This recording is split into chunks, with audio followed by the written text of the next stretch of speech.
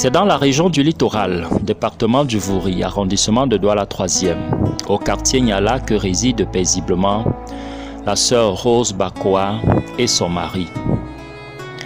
Quatrième enfant d'une famille de 8, elle décide de donner sa vie au Seigneur en 1986 et depuis lors, sa communion avec son Dieu ne fait l'ombre d'aucun doute. Sa résurrection suite à la prière de son pasteur par téléphone ne tarit pas de commentaires. C'était au courant de l'année 2010. Un matin, on s'était réveillé comme toute famille chrétienne, on avait prié et on a décidé de continuer notre matinée au lit. Nous étions donc couchés, chacun avait les yeux vers le plafond. J'étais couché côte à côte, je causais avec mon épouse. À un instant, je constate qu'elle ne répondait plus à mes questions. J'ai pensé que c'était un peu de la blague. J'ai continué à poser des questions tout en regardant vers le plafond. Elle ne répondait pas. Je me décide donc de retourner vers elle pour la demander quelle est cette façon de blaguer. Je constate plutôt qu'elle a les yeux fortement fermés. Elle a arrêté fortement ses cheveux. Là, je dis, mais qu'est-ce que c'est que ça? Ça attire dans mon attention, je me lève.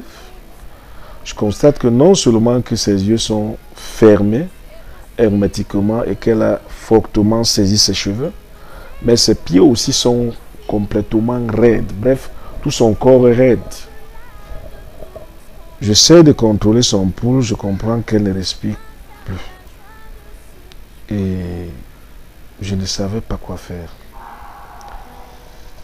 J'ai prié sans suite. J'ai donc fait appel à ma deuxième fille Rachel, qui n'était pas encore partie à l'école. Elle vient, elle constate la situation. Déjà, elle a paniqué, elle a commencé à crier. Après, elle me dit, papa, appelle le pasteur. C'est ainsi que j'ai appelé le pasteur pour lui faire part de la situation. Cette quinquagénaire du haut de ses 1,70 m environ serait rentrée à la maison paternelle depuis plusieurs années déjà, mais ce n'était pas la volonté parfaite de Dieu. Lorsque moi, là où lui voit que moi je ne suis plus là, je me retrouve en train de descendre les escaliers comme dans une maison sous-sol. Je descends les escaliers, je descends, je me retrouve à la terre ferme. Devant moi, c'était une route. Les arbres étaient plantés des deux côtés. Et dans cette route, il y avait un chemin au milieu.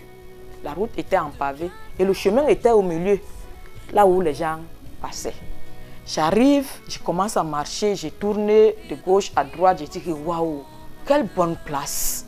Je marche, j'entends un vent qui me passe là. Je dis que ça c'est même aussi là. Je ne suis jamais arrivé. Ça c'est même où. Quelle bonne place. Je marche. Quand je marche, j'ai aperçu mon pasteur devant moi. Calme.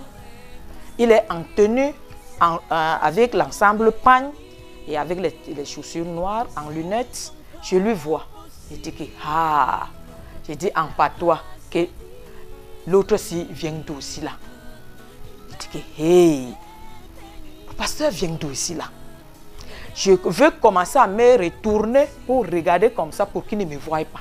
Pour qu'il traverse et que moi aussi, je continue. Je me tourne. Je mets ma main comme ça là.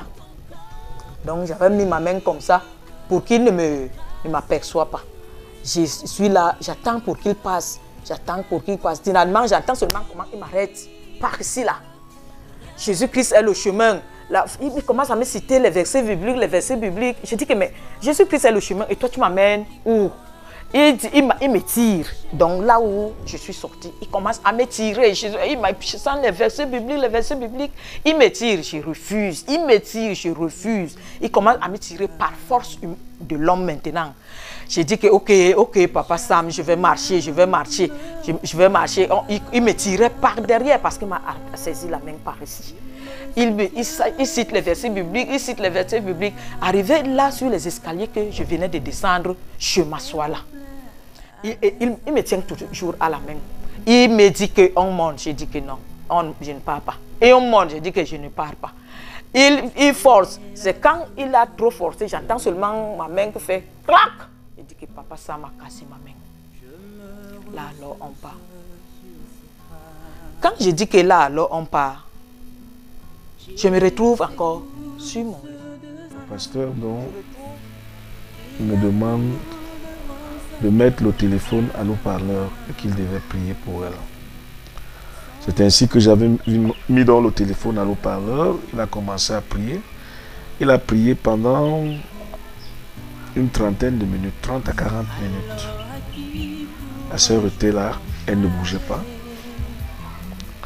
À un instant, dans sa prière, il a commencé par l'appeler. Sœur Rose, Sœur Rose. Il a appelé longtemps. Il a insisté à l'appeler. Et c'est ainsi que la sœur a répondu. Mais c'est comme si sa voix sortait de l'extérieur de la maison. Comme si elle a répondu oui, mais la voix sortait de l'extérieur. Et un instant, elle a bougé. C'est ainsi que c'est comme ça que ça s'est passé. Le pasteur nous demande par la suite qu'il fallait qu'elle parte à l'hôpital pour savoir qu'est-ce qui était à l'origine de cette situation. On l'avait donc amenée à l'hôpital général. Même les médecins ont été surpris de ce qui s'était passé avec elle. La chose était tellement si réelle qu'à son retour à la vie, des douleurs se ressentaient sur son bras, celui tenu par son pasteur, notamment, tel qu'elle le confirme d'ailleurs. Après, quand je me suis réveillée, la main était effectivement cassée. La main était effectivement cassée. La sœur Nolba est venue là, elle m'a bandé la main. Je retrouve mon mari debout, Dorimène, Califous, ma fille, dans ma chambre. Je lui ai dit que papa, ça m'a cassé ma main.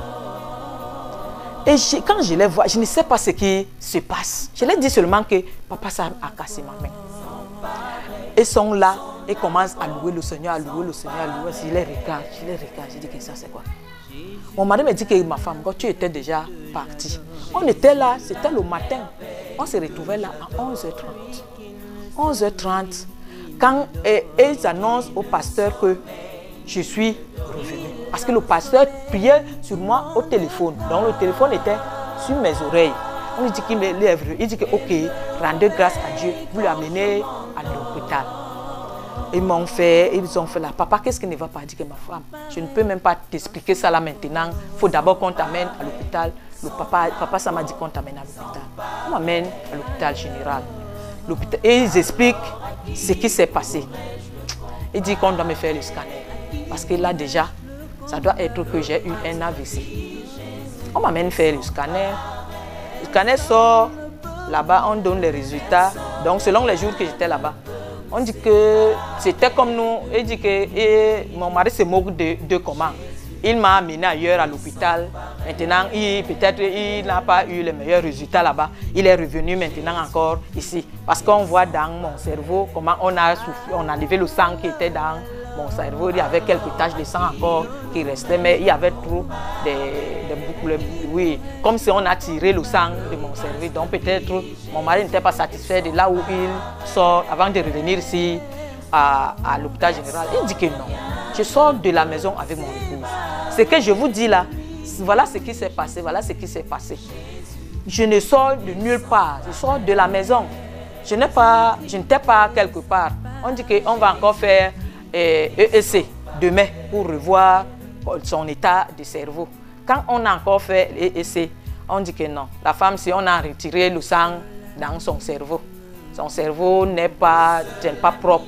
On venait de retirer, c'est récent. Et c'était passé comme ça jusqu'aujourd'hui que vous me voyez encore devant vous. Le Seigneur m'a ramené de séjour des morts. Moi, je voyais ça que ce n'était pas le séjour des morts. Moi, je me retrouvais dans une bonne place, donc tout était bien. Tout était bien. C'est après quand on me dit que non, tu étais déjà parti. Et le Seigneur t'a seulement ramené. Ce que moi je peux dire, c'est que si le Seigneur m'a fait revenir encore sur la terre, parce qu'il avait encore quelque chose à faire avec moi. Et je prie seulement Dieu qui permet que je sois encore vivante, que je puisse faire l'œuvre par laquelle il m'a ramené encore sur la terre normalement et parfaitement avant que je retourne devant lui. La vie de Rose n'est que désormais témoignage. Son assiduité dans la maison du Seigneur, le Love Divine Sanctuary notamment, est aussi une manière parmi tant d'autres de dire merci au Seigneur. Alors à qui pourrais-je comparer? À qui pourrais-je le comparer? Votre expérience avec Dieu est-elle semblable à celle de Rose tout à l'heure ou différente? Quoi qu'il en soit, contactez-nous au numéro de téléphone qui s'affiche au bas de votre petit écran pour qu'ensemble nous magnifions les bienfaits de l'Éternel à travers vos témoignages. Bonsoir. Sans pareil.